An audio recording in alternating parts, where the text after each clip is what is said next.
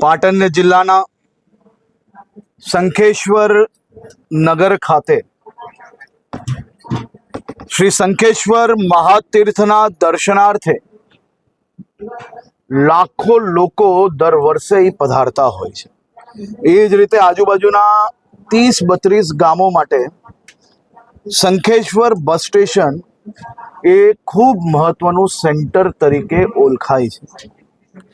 ખૂબ મોટી સંખ્યામાં બસો અહીંયાથી અવર જવર કરતી હોય છે, પરંતુ વર્ષોથી કોઈક ને કોઈક કારણોસર અનેક લોકોના પોતાના હિત જાળવવા માટે હાઈકોર્ટના માધ્યમથી, કોર્ટોના માધ્યમથી ગ્રામજનોના હિતમાં આરક્ષિત રખાયેલી બસ સ્ટેશનની જગ્યા ઉપર વારંવાર સ્ટે લાવવામાં સફળતા પ્રાપ્ત થયેલી।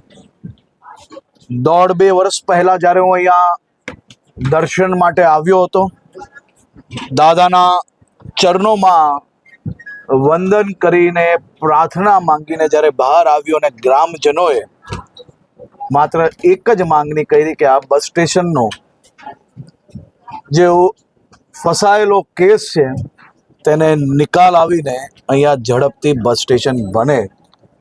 તાત્કાલિક 15-20 દિવસમાં ટેન્ડરની પ્રોસિજર હોય, ખાતમુહૂર્તનું પ્લાનિંગ હોય, બધું પૂર્ણ કરીને 15-20 દિવસમાં જ ખાતમુહૂર્ત કરેલું હતું અને માત્ર 1.5 વર્ષની અંદર ખાતમુહૂર્તથી લોકાર્પણ સુધી શંખેશ્વર બસ સ્ટેશન આજે અદ્ભુત બધી જ વ્યવસ્થાઓ જોડે તૈયાર થઈ ગયું અને લોકાર્પણ બી કરી લેવામાં આવ્યું।